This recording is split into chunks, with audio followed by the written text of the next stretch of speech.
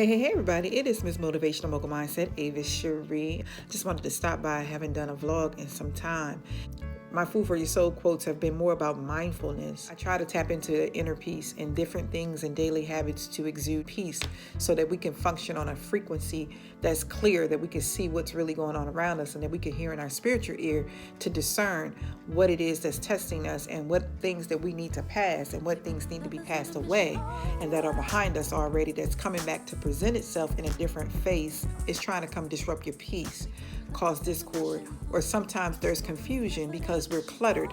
We're running from one thing to one thing to one thing, and we don't give ourselves the time to center ourselves and refocus and re-strategize, and more importantly, rejuvenate. When you're at a higher caliber and you're functioning in a higher frequency, you have to remember who you are, and that things will come to try to take you off course, distract you, or discourage you, or remind you of something that you know about yourself. But let me tell you about people that come to remind you of who you used to be, or remind you about the situations y'all got into back in the day that doesn't reflect your mirror image of who you are and whose you are today. People are so desperate and thirsty that they're grasping for things that, especially depending on who you are and how you operate and move as a servant, as a leader, as a boss, people want to try to tear it down because they're bored. They have an idle mind. They're still in a place of pocket of hurt. And when they see that you have been redeemed or delivered and set free, they're not on the frequency that you are on. They're not operating in their purpose. People's purpose is not gossiping. People choose to operate in that purpose. And it's something that they possess within that makes people outwardly act so ugly. So when you're aspiring to be on a higher frequency, when you're channeling your peace and you're commanding it in the atmosphere over yourself daily, over your household daily, over your situations daily, good or bad. We're not talking about being in warfare all the time because it's bad. Warfare means we're trying to realign ourselves and keep ourselves positioned. So you got to always have a place of peace and solitude, your sanctuary, where it's not compromised. But people put themselves in position to do just that, to compromise that, to test you, to see if you really are who you say you are, see if you really are where you say you at. And at the end of the day, you don't owe anybody anything, but also we're called to correct one another in our posture, how we operate, how we move, if it's foul, but not condemn or judge. We're not called to turn a blind eye and look the other way and be like, oh, well, I'm going to excuse you because if I call it out on you, you're going to call something out on me. Hopefully you at a level, or you're aspiring to be on a level of transparency that you're not worried about that. So you want to always operate on a frequency where you've made your wrongs right, where you have been set free and delivered and forgiven, and you sought forgiveness, whatever it is. Don't let people cut you in those places because somebody nudges you the wrong way or reminds you of something that was not like you or not of you. It was a situation around you. Anything. Don't let nobody put their foot on your neck because, see, if you're higher frequency, it takes a lot for them to get up there. They can't elevate. They can't levitate. They can't do anything but continue to suppress themselves, which they're trying to suppress you. So they can't fly at the altitude that you're flying at. They can't see you on that frequency because they don't want to believe that that's who you are anyway, because they haven't achieved the success within and the confidence within to know who they are. Because guess what? People get up to do just that. Look and see and dissect what it is that they think you're doing because of what they're incapable of doing.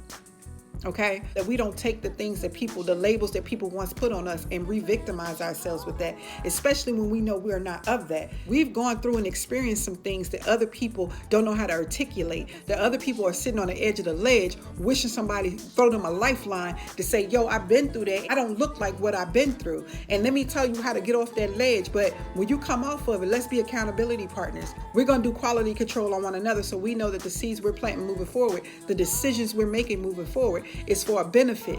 It's for our benefit. It's to benefit our generations to come. It's to benefit our community. Don't judge someone who has evolved, that God has released and set free to do just that. Don't judge it and say where somebody's at because you still stuck.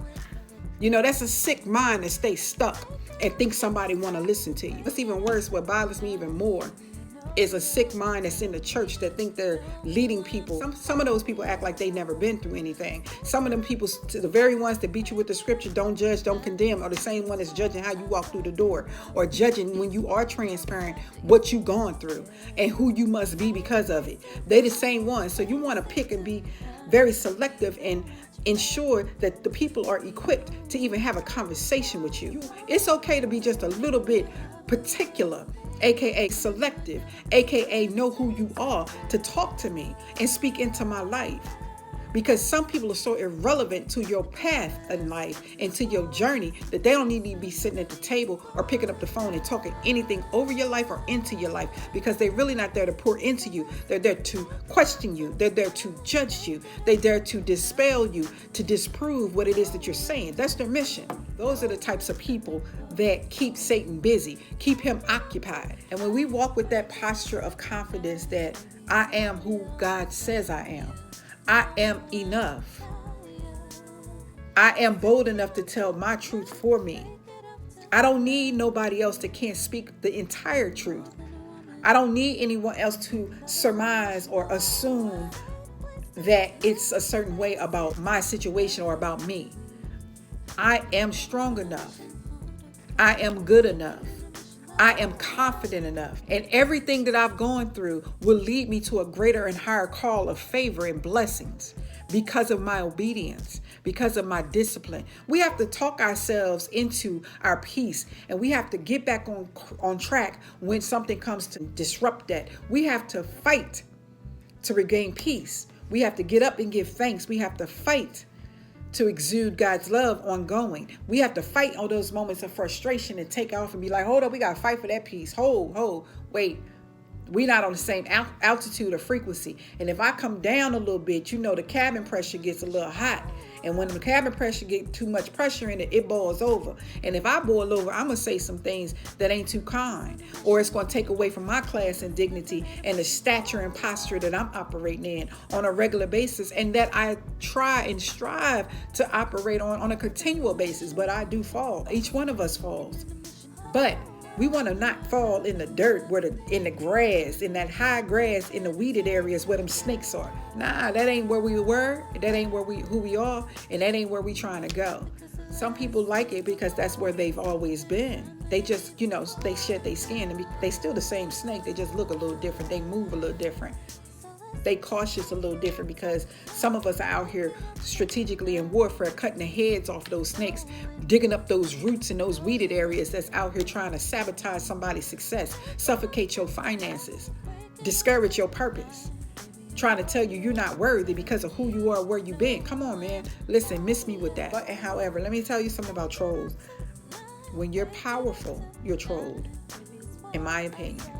And that person knows that if that delivery or that message gets out to the right group of people, or who God intended for it to touch, it's going to shift the atmosphere. It's going to change the way everybody operates or try to mishandle you. It's going to set the record straight. You understand what I'm saying? It's going to bring the facts to that fiction. Sometimes the trolling can get out of hand and disrespectful, but I've learned that people that are cowards, that troll, that try to hurt you with stuff that once used to hurt you, they never will stand on the forefront of no battle. They will stay locked in and shackled and bound by their cowardness, bound by their confusion, bound by their division, causing discord and chaos everywhere they go, and grief and strife. See, it's more to it than just being a troll or trying to call somebody out. You're bound. You're bound. Every time you try to come up against a warrior, somebody who's anointed with purpose, a servant of God, listen, you're going to be like the rubber band effect. Every time you come up against somebody that's good to people, you're going to get bounced back to the griminess that you are operating in. That spirit that's holding you hostage. So for anybody that needed to hear this about a troll, my God, keep pressing through your pain.